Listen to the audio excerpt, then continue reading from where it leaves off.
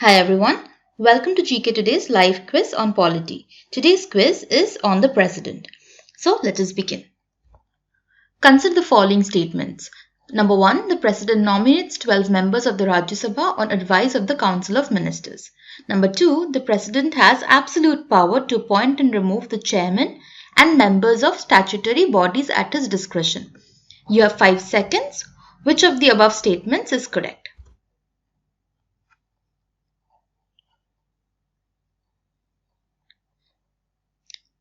And the correct answer is only one.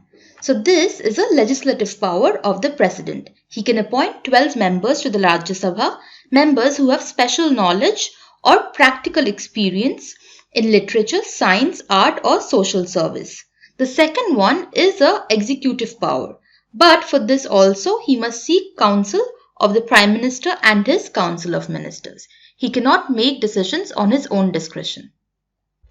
The executive power of the Union government is vested in the President of India. The President shall execute these powers, and your time starts now.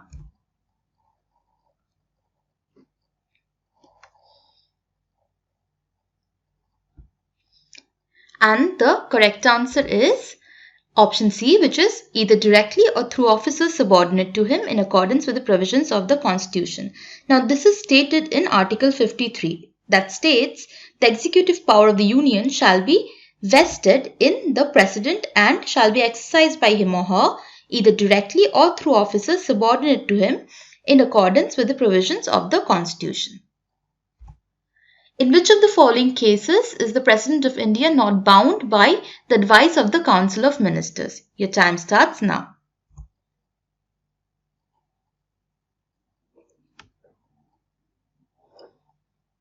And the correct answer is option B, which is the dismissal of a government that refuses to quit after having lost its majority.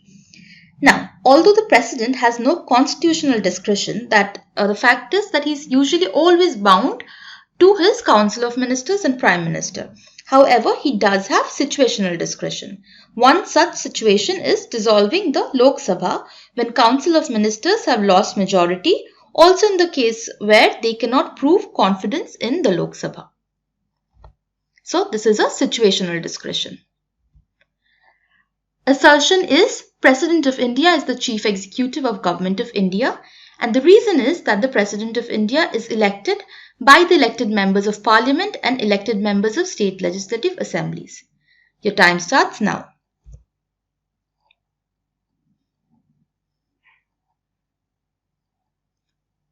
So correct answer is both the assertion and reason are factually correct. However, the reason is not the correct reason for the assertion. So President of India as the Chief Executive of Government of India is correct. However, the reason is not that the President is elected by elected members of Parliament and legislative assemblies.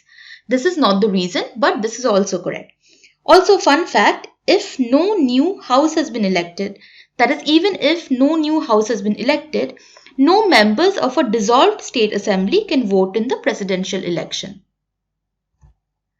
The rule of passing resolution by 2/3 majority of total number of members of the House of Parliament is applicable in case of what? Time starts now.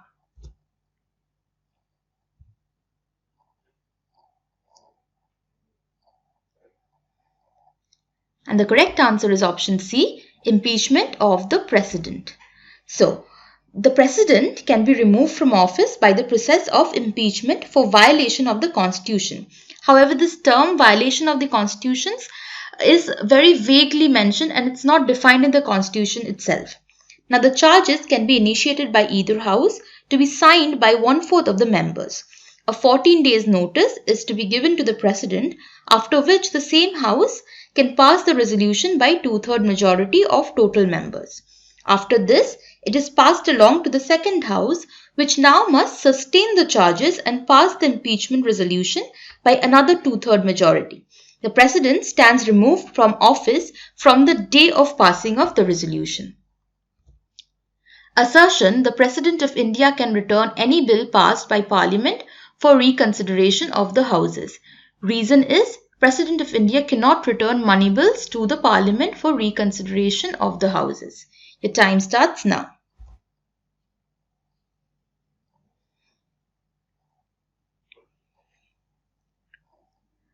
So correct answer is A is false, but R is true. Now, R is true. The president cannot return money bills. Naturally, A becomes false because it says any bill. So money bills are excluded, which is why not any bill can be passed, can be returned by the president to the parliament. It must not be a money bill. Also, this is because money bills can only be introduced in the parliament on the president's recommendation, which is one of the president's financial powers, which is why it doesn't make sense that he can return it again. So the president cannot return money bills. The President of India is elected by the Electoral College consisting of who? Time starts now.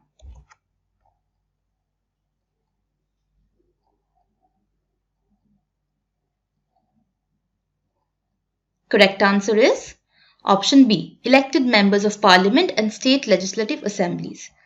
The nominated members of both houses of Parliament, nominated members of state legislative assemblies, and both elected and nominated members of state legislative councils do not participate in the presidential elections. Assertion: the president is part of the parliament. Reason: a bill passed by both houses of parliament cannot become the law without assent of the president. Your time starts now.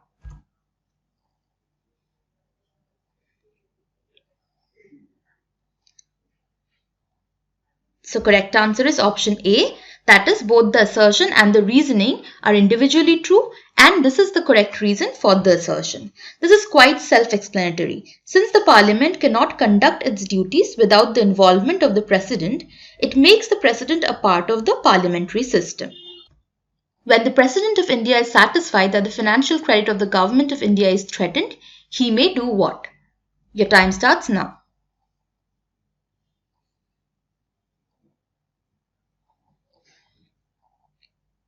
And the correct answer is option B, proclaim financial emergency.